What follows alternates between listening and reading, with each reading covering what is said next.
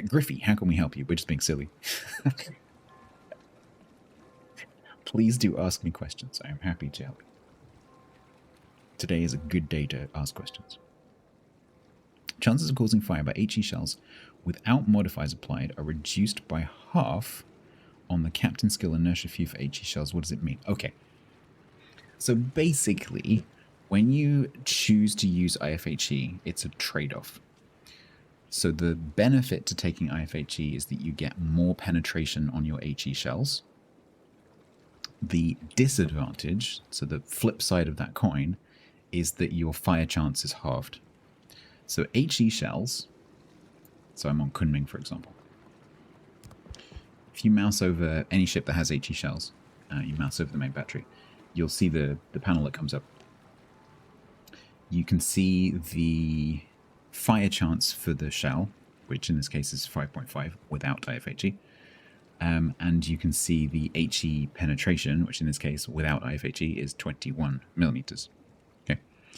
So you can then go around all of the ships at that tier and you can look at what the general armor schemes are, right? So in my Kunming with my HE without IFHE, I do pen the 19 millimeter base destroyer plating. I don't pen pretty much everything else.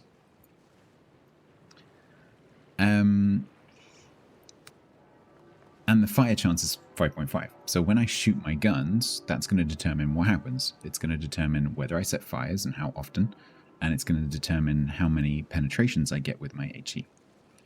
So a lot of HE-based damage actually ends up being fire damage, not penetrations.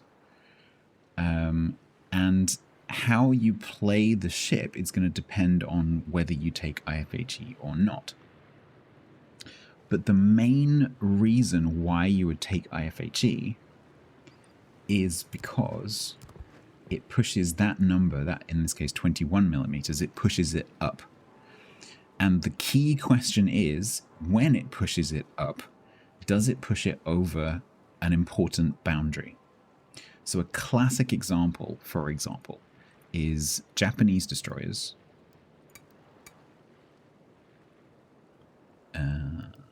Let's go and find a Harrow or something. So Harrow, 100mm guns, and just be aware that caliber doesn't necessarily directly map to penetration because there's a few odd examples out there. But in this case, Japanese 100mm guns have 30mm of penetration on the HE. That is less than the 32mm base plating for tier 8 to 11 battleships. And that means that if you're shooting at a battleship and you're hitting it around the nose, on the top of the side plating, around the tail, on the deck, your HE is going to shatter. You can still set fires, but your HE is going to shatter.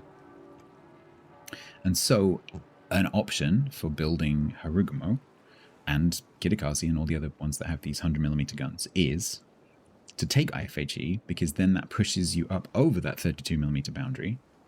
And so suddenly you can get pens on battleships.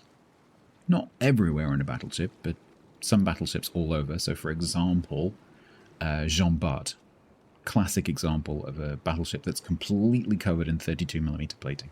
And so if you take IFHE on a Harugumo and you shoot a Jean Bart, you pen it from stem to stern. It's going to have a nasty, nasty, nasty time. But if you try doing that with Kremlin, which is not completely covered in 32mm plating, it's not going to have quite so horrible of a time, because you're still going to shatter on a lot of the thicker plates. Or if you're an idiot and you just aim at the belt, which is like 400 and something millimeters, you're still going to shatter. So the key thing is you need to play according to the build that you've taken. If you decide to take IFHE, and that's not going to be the usual choice, but if you do decide to take IFHE, you are playing for penetration damage, which means you have to know the platings of the ships that you are shooting, or at the very least, you need to be paying attention to the ribbons. Because if you're shooting and you're getting shatter, shatter, shatter, shatter, shatter, shatter, you're going to end up with virtually no damage, because your fire chance is going to be half. If you don't take IFHE, you're playing usually predominantly for fire damage, especially against battleships. And so what's more important is where you place your shells, because you're trying on the battleship to get fires all down the ship, so 3 or 4 fires. So if they don't have fire prevention, you get 1 fire here, 1 fire here, 1 fire here, 1 fire here on the battleship. If they do have fire prevention, it's 1 on the nose, 1 in the middle, and 1 at the back. And so you're trying to spread your HE up and down the ship, and you don't really care quite so much about aiming at certain plates, although that's still important. So you want to try to set as many fires as you can. And so let's say you're shooting at the middle of the ship and you get a center fire and you can see they've got fire prevention. You would then shift your fire to the front or the back and try and get a second fire. And when you get that second fire, you try to get a third fire, or you switch to a different target. So yeah, it does, Griffey. Yeah, so the ships are divided into 4 sections. So every ship can have 4 fires. But battleships can take fire prevention. That means that they go down to 1 central fire from 2. And so you need to pay attention to where those fires are, because that's going to tell you where to aim next, right? So if you're shooting at a battleship that doesn't have fire prevention, or you're shooting at a cruiser, and you notice that there's a fire kind of forward of the middle, that means that there's space for 3 more fires. 1 at the front, 1 at the back, and 1 at the back of the superstructure.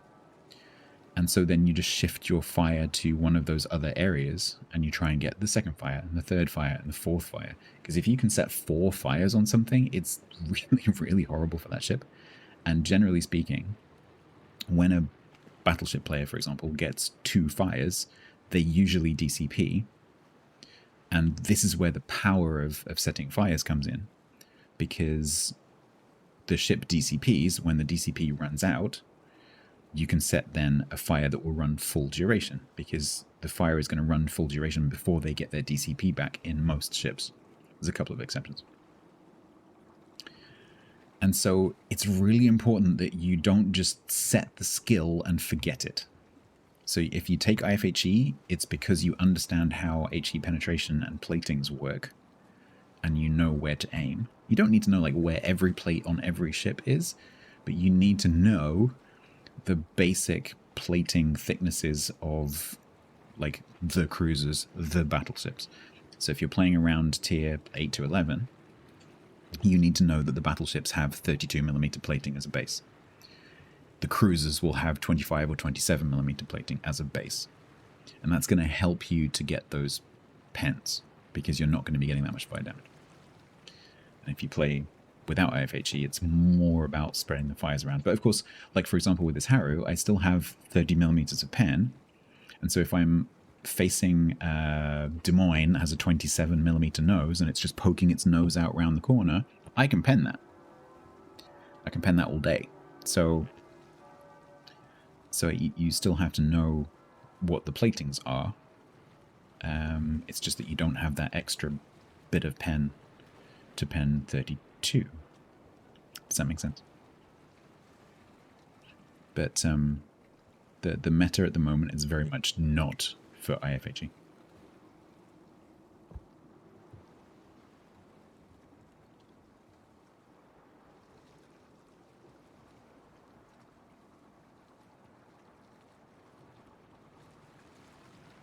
Like I said, Griffey, you don't.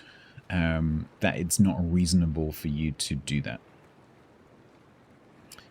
But you can definitely learn the basics of it. So, for example, at tier 10, the base destroyer plating is 19, and their superstructure is 13. Some of the destroyers have some plates around the middle, and you have to learn what those are. But all the destroyers are going to have a 19 stern and a 19 nose. And so if you shoot at that, you know it's going to be 19. And the same, like, cruisers and battleships have a lot more variety now than they used to, but they still just fall into a number of different categories. So battleships, generally speaking, have 32mm base armor. Some of them now, quite a lot of them, have 25mm nose and stern. Quite a lot of the battleships have a thick belt that sticks out along the waterline, but the upper nose is still 25 or 32. So that there's generalizations that you can learn.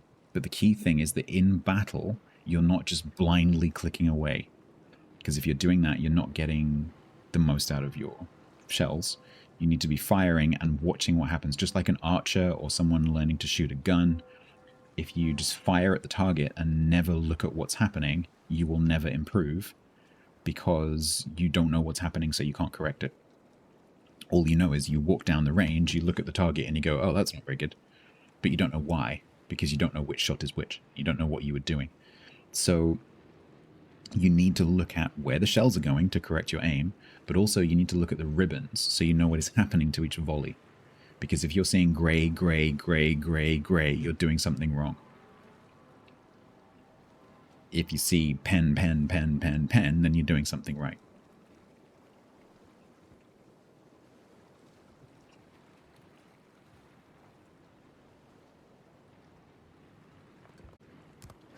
That's the basic concept.